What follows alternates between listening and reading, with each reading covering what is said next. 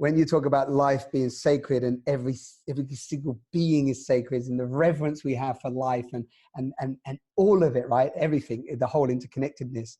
And there was just this little part that you put in, you said, understanding the deforestation and that you was talking about soil tillage that leads to topsoil, which makes the land unable to absorb rainwater, which leads to flooding.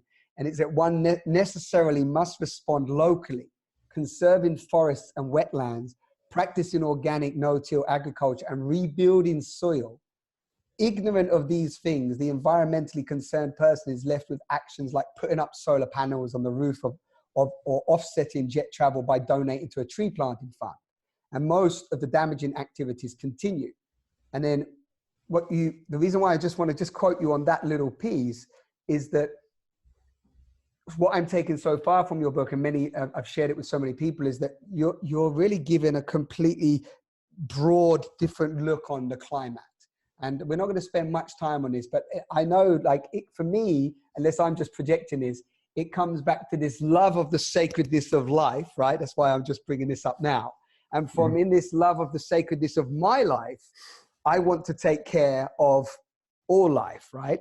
And I don't know if you just share a few words on that. Just sure. Is that okay? Yeah, it's kind of you to mention the book. You don't need to I know. promote the book, but I appreciate it. I promote it anyway, so don't worry about that. Yeah.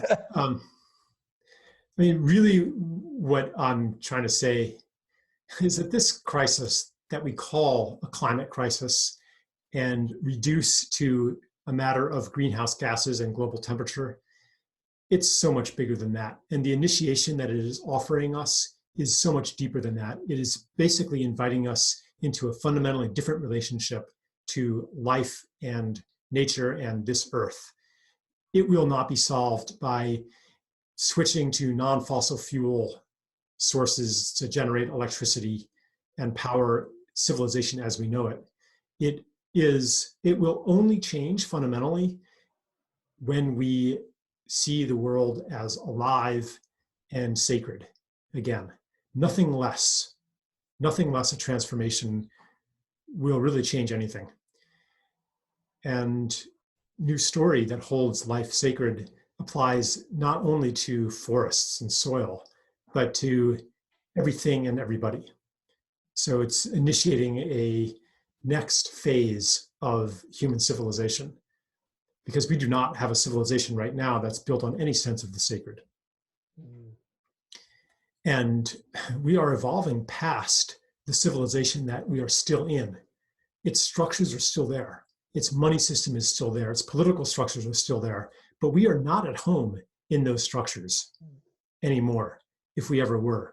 And it's becoming intolerable. And so many of us are getting ejected from those structures, just like a body ejects a splinter. Right. And we feel like maybe there's something wrong with me because I don't fit in. But it's simply that we're not compatible anymore. And so we're attracted to and searching for new institutions, new systems, new structures where our awakening consciousness finds a home. Consciousness of what? Consciousness of our interconnection, our interbeing, our compassion, our sense of the sacred. All of these things need a home.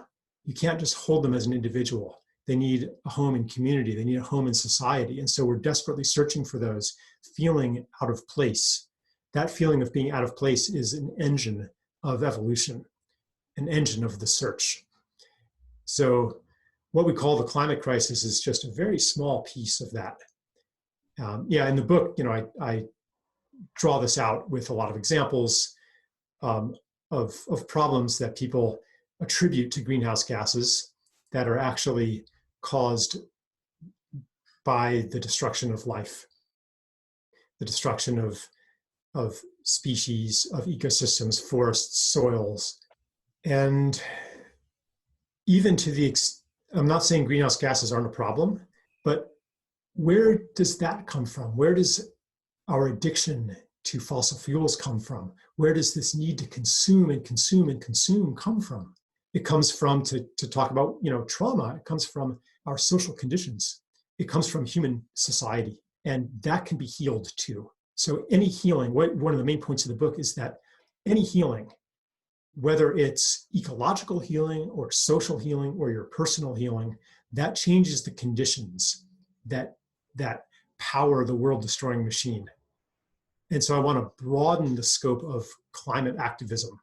It's not just about solar panels and carbon emissions and offsetting your carbon. It is about service to life, because as you quoted, life creates the conditions for life. So our role here is to make the world more and more alive, to heal and foster life in any form, human or otherwise. Then we are serving, I'm not saying save the world, I'm saying serving our transition, humans and world, into a new relationship in which the world becomes more and more alive. Yeah.